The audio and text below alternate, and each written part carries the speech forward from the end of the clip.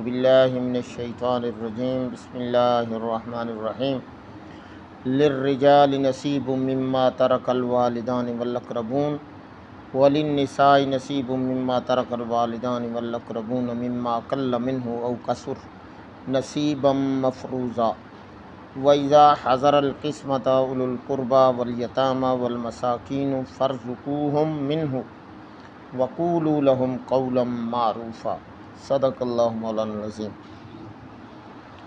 للرجال نصیب، مردوں کے لیے حصہ ہے، مما ترک الوالدان، جو کچھ چھوڑ جائیں ان کے والدین، والاقربون اور قریبی رشتہ دار، وللنساء اور اسی طرح عورتوں کے لیے بھی حصہ ہے، مما ترک الوالدان والاقربون، جو والدین چھوڑ جائیں یا قریبی رشتہ دار چھوڑ جائیں، مما قل منہ، وراثت تھوڑی ہو، او کثورا یا زیادہ ہو، نصیبا مفروضا، حصہ ہے مقرر کیا ہوا، فرض کیا ہوا، وَإِذَا حَضَرَ الْقِسْمَةَ، اور جب وقت آئے وراثت تقسیم کرنے کا،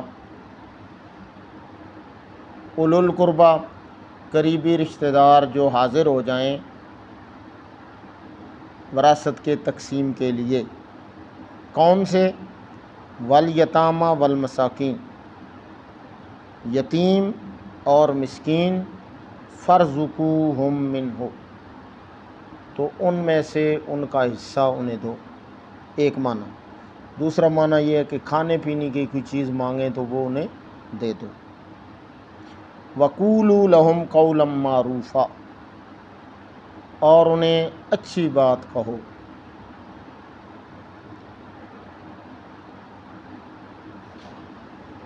یہ جو 16 احکام ہیں نا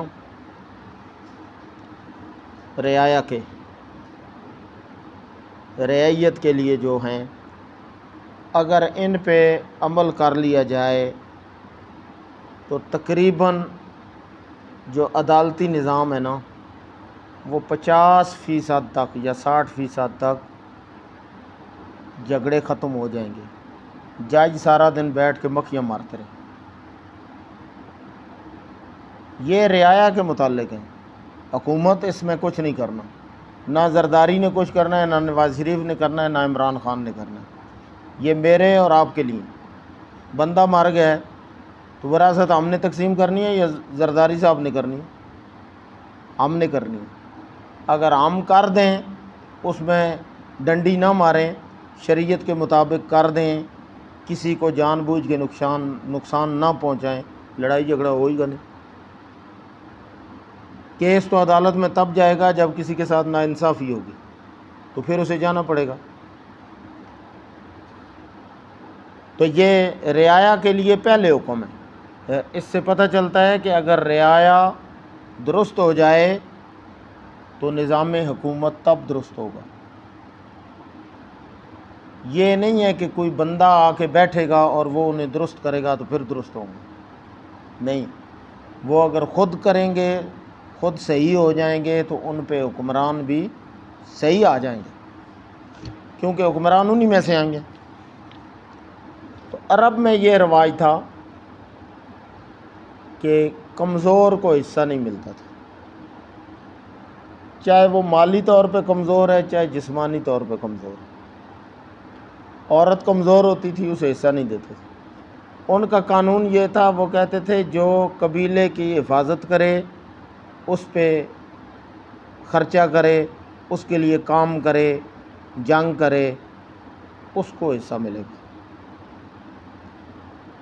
اسی لیے نابالغ بچے جو ہیں انہیں حصہ نہیں دیتے تھے، عورتوں کو حصہ نہیں دیتے تھے۔ اچھا، ایک بندہ غریب ہے تو وہ بڑا ہے، لیکن چونکہ وہ قبیلے کے اندر اس کا کردار کوئی نہیں، کسی لڑائی جھگڑے میں کسی جگہ پہ کوئی پیسہ ٹکا وہ نہیں دے سکتا، تو اسے بھی کہتے تھے اس کو چھوڑیں، یہ فضول آدمی ہے۔ ٹھیک ہے، تو قرآن حکیم نے جہاں مردوں کا حصہ رکھا، کہا نہیں صرف مردوں کا حصہ نہیں ہے، للرجال نصیب مما ترک الوالدان والاقربون، والدین یا قریبی رشتہ دار کوئی چیز چھوڑ جاتے ہیں، چچے ہیں، ماموں ہیں، پھوپھیاں ہیں، دادا ہے اور اسی طرح نانا ہے، یہ اگر وراثت چھوڑ کے جاتے ہیں تو وہ ان میں تقسیم ہوتی ہے، تو وہ صرف مردوں کا حق نہیں۔ وَلِلنِّسَاءِ نَصِیبٌ، عورتوں کا بھی حق ہے، مما ترک الوالدان والاقربون۔ وراثت تھوڑی ہے یا زیادہ، اس کا سوال نہیں۔ بے عینی ہی، اس طرح جس طرح فصل زمین سے اگے تو اس کا تھوڑا یا زیادہ ہونا اس پہ منحصر نہیں کہ عشر تب ہوگا جب 10 من ہو تو تب، اگر 10 سے کم، بعض یہ سمجھتے ہیں کہ 10 من ہو تو پھر 1 من دینا ہے، اور 5 من ہوگی تو 20 کلو دینے ہیں، 2.5 من ہو جائے گی تو اس حساب سے، اسی طرح 100 کلو ہو گئی تو اس میں سے 10 کلو پھر دینے ہیں، ٹھیک ہے۔ تو جس طرح وہ اس کی مقدار بڑھتی جائے گی وہ بھی بڑھتا جائے گا، مقدار کم ہوتی جائے گی تو وہ بھی کم ہوتا جائے گا، تو اس میں نہیں۔ تو وراثت زیادہ ہو، کروڑوں میں ہو تو پھر تقسیم کرنی ہے، اگر 100-200 ہو تو والد جس کے پاس ہے وہی کھا جائے، نہیں، تھوڑی ہے یا زیادہ ہے اس کو تقسیم کیا جائے گا۔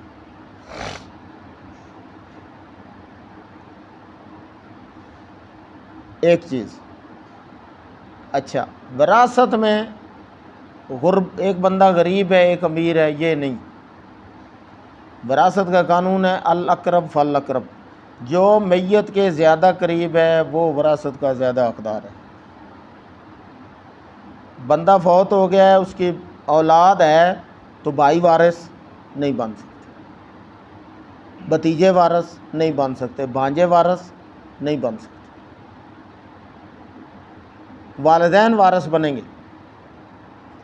والدین بہر صورت وارث بنیں گے، لیکن والدین بھی موجود ہیں، دادی دادا بھی موجود ہیں، تو دادی دادا وارث نہیں بنتے پوتے کے، کیونکہ والدین موجود ہیں، وہ ایک سٹیپ اور پیچھے چلے گئے، لہٰذا وہ وارث نہیں بنے گے۔ تو شریعت میں چلتا ہے، اچھا ایک بندہ ہے، اس کے حقیقی بہن بھائی بھی موجود ہیں، والد کی طرف سے بھی موجود ہیں اور والدہ کی طرف سے بھی۔ ایک کو کہتے ہیں عینی، جن کا ماں اور باپ دونوں ایک ہے، دوسرے ہیں اللاتی، والد ایک ہے، والدہ الگ الگ ہے، تیسرے ہیں اخیافی، والدہ ایک ہے اور والد الگ الگ ہے۔ اب اگر حقیقی موجود ہیں تو وہ 2 قسموں کے بہن بھائی وارث نہیں بن سکتے۔ ہاں حقیقی نہیں، پھر کون بنے گا وارث؟ والد والے یا والدہ والے؟ والد والے بنے گے۔ جن کا والد ایک ہے، والدہ الگ الگ ہیں، وہ ہیں اللاتی، تو وہ بنے گے۔ اگر وہ نہیں ہیں تو پھر اخیافی بنے گے، ٹھیک ہے۔ اخیافی وہ ہیں کہ ماں ایک ہے، والد الگ الگ، یہ 3 قسمیں بہن بھائیوں کی۔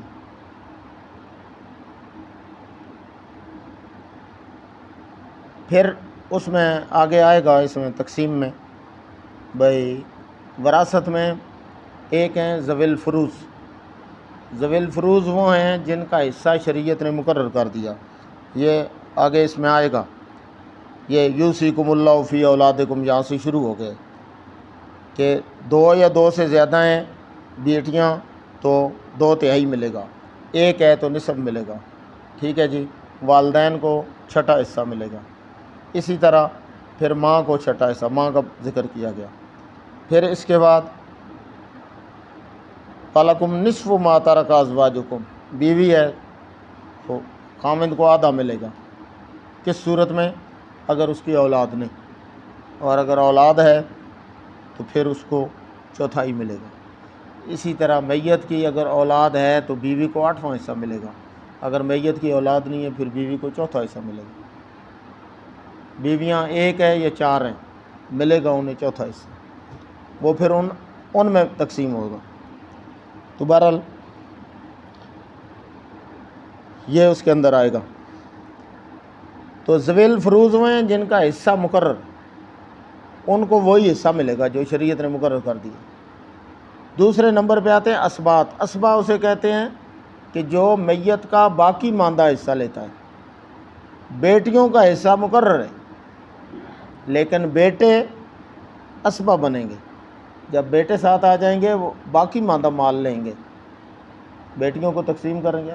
اگر بہن اور بھائی دونوں آ گئے ہیں تو پھر ان میں برابر کی بنیاد پہ تقسیم ہوگی۔ اگر صرف بیٹی ہے تو بیٹی حصہ لے گی، باقی والد کو ملے گا، والد اسبا بنے گا۔ تو 3 صورتیں ہو گئیں۔ اب دوسرا حکم اللہ نے دیا، وَإِذَا حَضَرَ الْقِسْمَةَ أُولُو الْقُرْبَى۔ ایک طریقہ تو یہ ہے کہ جب آپ وراثت تقسیم کرنے لگے ہیں تو کچھ یتیم اور مسکین آ گئے ہیں کہ بندہ وہ وراثت تقسیم کر رہے ہیں، ہمیں بھی کچھ مل جائے گا، تو ان کو سب کی ثوابدید سے تھوڑا بہت کوئی کھانے کی چیز انہیں دے دی جائے۔ اور قولم معروفہ یہ ہے کہ انہیں بتلا دیا جائے کہ بھائی آپ کا حصہ بنتا نہیں ہے، ٹھیک ہے۔ اور دوسرا اس کا معنی جو ہے وہ اگر جو عرب کا روایت تھا اس کے حساب سے دیکھا جائے تو وہ یہ بنتا ہے کہ جو غریب اور یتیم اسی میت کے ہیں، چونکہ اسلام سے پہلے انہیں کچھ نہیں ملتا تھا، لہٰذا انہیں تسلی دی جائے گی کہ آپ کے ساتھ زیادتی نہیں ہوگی، آپ کو پورا حصہ شریعت کے مطابق ملے گا۔ جب تقسیم ہوگا تو آپ کو پورا حصہ دیا جائے گا، تو انہیں تسلی دی جائے تاکہ وہ اس ذہن میں نہ ہو کہ چونکہ ہم یتیم ہیں، ہم کمزور ہیں، ہو سکتا ہے ہمیں حصہ نہ ملے، یا ہمیں حصہ صحیح قانون کے مطابق نہیں دیں گے، تھوڑا بہت دیں گے۔ تو انہیں بتلایا جائے کہ آپ کو شریعت کے مطابق حصہ دیا جائے گا، تاکہ ان کے دل میں جو خدشہ ہے یا جو وہم ہے ان کے دل میں وہ باقی نہ رہے، تو ان کی دل جوئی کی جائے۔ وآخر دعوانا ان الحمد للہ رب العالمین۔